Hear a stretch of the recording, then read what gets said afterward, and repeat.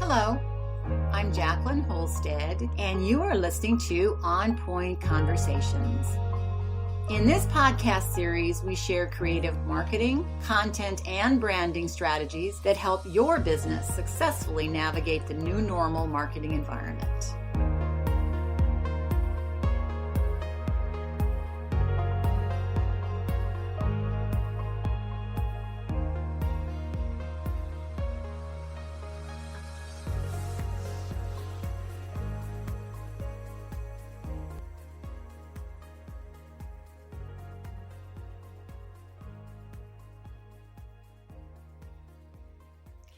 So last week, I started a series of podcasts where I'm going to be talking about your online reputation, how you can monitor it, repair it if necessary, and develop your own positive personal brand. Today, I'm going to cover 3 ways to start building your online brand. So let me go back. In my last podcast, I talked about how to find out what is being said or posted about you online. So if you haven't been online that long, then you didn't have that much research to do. If you've been on a long time, been at various companies, have lots of high school and college friends posting, then that was a little bit longer process. And hopefully by now you've completed that research. So you know what's being said about you online and what you've said about yourself online. Now that you know what's out there, and you know how you look online, it's going to be time now to start thinking about your own personal brand. And it's important for anyone who wants to maintain an online image to have their own personal identified brand. So let's go ahead and first think about what you do before you make a purchase or enter any kind of professional transaction. So if you're like the majority of other internet users, one of the first things you're going to do is do an online search.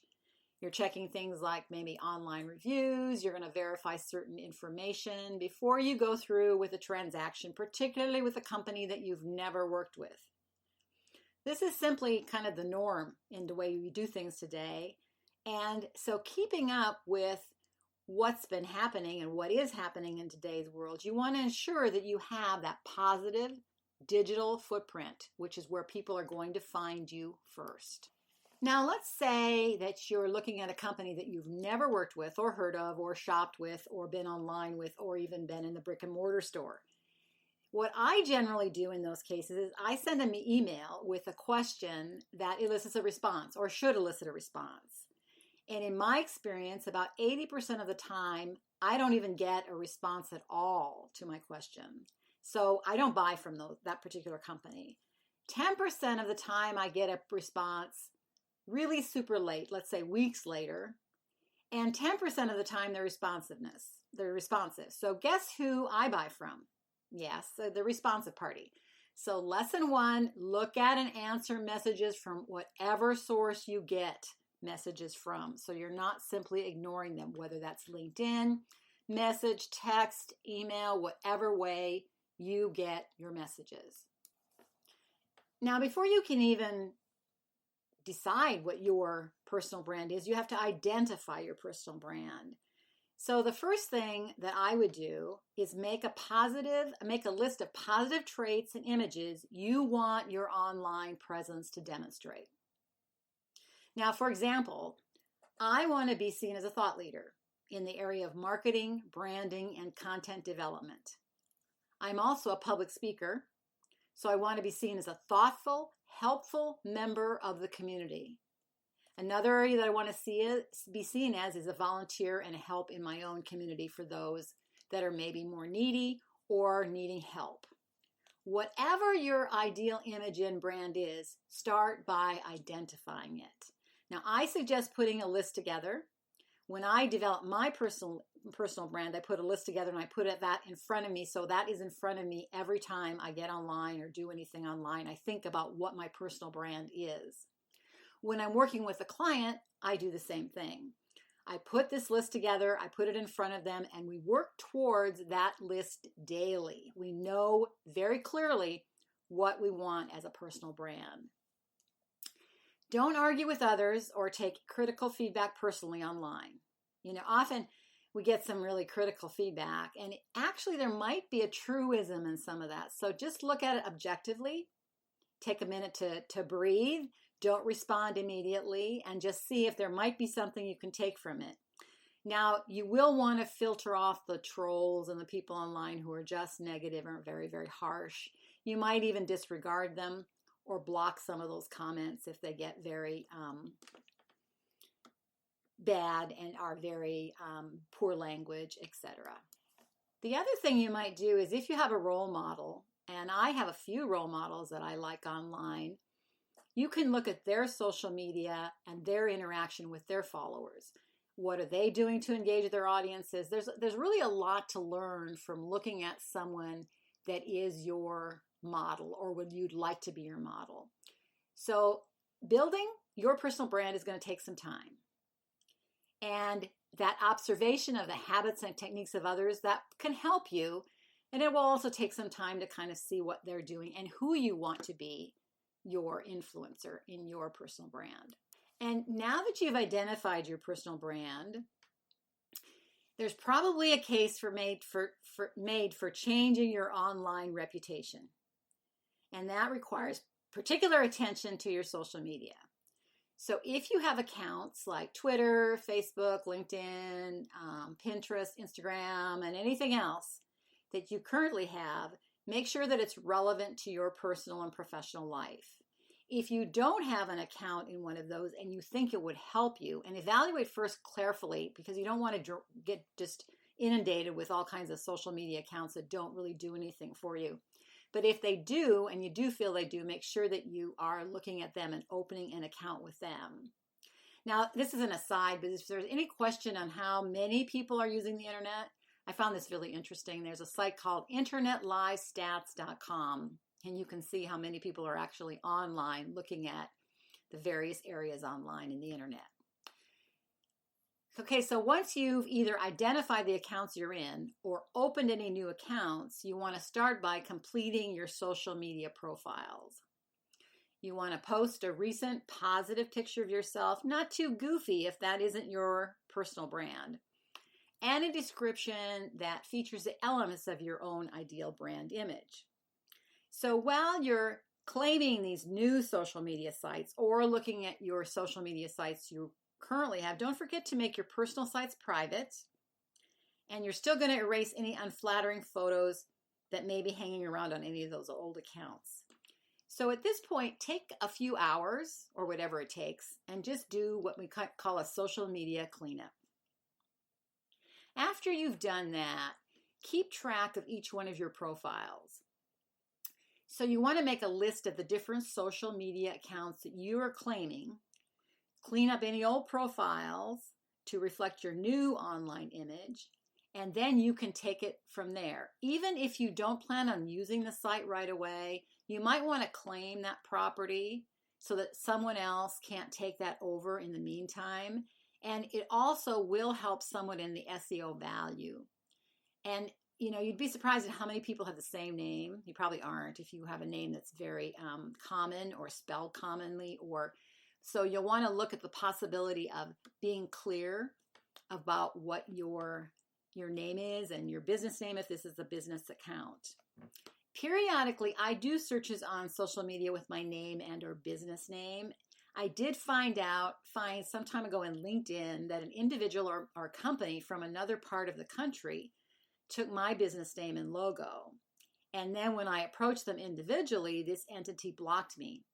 So I did have to go back to LinkedIn, which is quite a process, and explain specifically what was happening. And over time, they resolved it. So that other person was deleted from and kept from using my logo and my business name.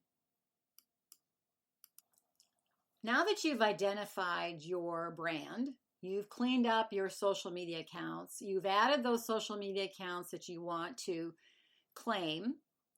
Now what you want to do is start looking at how do you build your brand online. One of the probably most relevant ways, and actually time consuming but good if you can do it, is to start a blog. Now, blogging is where you can put your content strategy. This really plays a big role in what you want to blog because your content is really important. It's important to do useful blog posts with a really good writing style. That's going to demonstrate your expertise in any of your particular fields and establish you as a thought leader. Content coming from the source, that means you, holds much higher SEO value than it does when you're simply reposting what someone else has written. You can also keep in mind that blog posts don't have to be super long. People don't read as much as they used to, so you can do something in a shorter amount. The biggest positive thing is to make sure that your content is relevant, important to your audience, and something that helps them. Now, as you grow your audience, if you continue to do this, you can do things like guest blogging. So that's another way to enhance your blog. It's also doing something where you do a guest blog exchange. We can talk more about blogging in the future because that's a pretty big area, and it's one that you need to make a commitment to. Because again, the secret really is that your content is relevant to your field and you're something your audience looks forward to seeing. They know when you're going to post, so you need a schedule, and they know what you're going to be talking about, and they find it very high value. So let's take an example of that. Let's say you're an entrepreneur and you're looking obviously for more connections online, but you have kind of a weak social presence. So blogging about your experience, how you got started, maybe some of the lessons you learned, some of the lessons you're learning now, and any other insight that you've learned along the way in your particular field shows your value and your experience. And never underestimate the value of actual experience. Now that you've taken the time to decide about your blog post and content, and this is where really the content strategy becomes very important, you want to develop a content posting schedule. I use a calendar. I find that keeping a calendar and a plan for when I'm going to post when really helps to keep that kind of become a habit. So you're posting on Facebook at certain ideal times of the day, how frequently you want to post, and with the goal of posting certain times of the day and not being sporadic and infrequent and kind of going back and forth like you're not really on a schedule. If you keep a schedule, it's really good for retaining followers' engagement because your audience really does want to know what to expect. And as we go back and some point talk about habit development, this is a very good way to develop a habit when you have a particular schedule and you stick to it. Now, I would recommend that you not do some of the pre-post things where you can get some software or applications where you can put in a post and you can post it at any time of day later. I would really be sure that you're watching what posts you're doing because in this particular, the COVID-19, things are really changing quickly and you want to make sure what you're posting is relevant. So while you have a schedule and you have an idea of content, you still want to look what's going on in the marketplace and around you before you put that particular post up, particularly if you find that that particular post you thought was relevant 2 weeks ago is no longer relevant today. And another point in keeping in your mind is that social media platforms are different. For example, Twitter is very different than Facebook. Facebook looks for more longer posts, they have longer forms, less posts. Well, Twitter really wants something that engages really quickly with fast, shorter form posts. Finding the balance for you is really going to be important. To me, it's very annoying when I see the same post posted exactly the same way to multiple platforms without the thought of who the audience is and the best way to use that platform. You may feel it saves you time, but instead you may be actually wasting time. So research each account that you have for the ideal number of frequencies of posts for search engine optimization and put it into your schedule. The last point I'm making today, which is point 3, is to moderate comments. On your blog and social media, you want to adjust the settings so you can screen comments whenever possible. Now, I don't take comments on my blog posts. Partly I would like to, but partly because I don't have the time to moderate them. So I don't do it there. I do moderate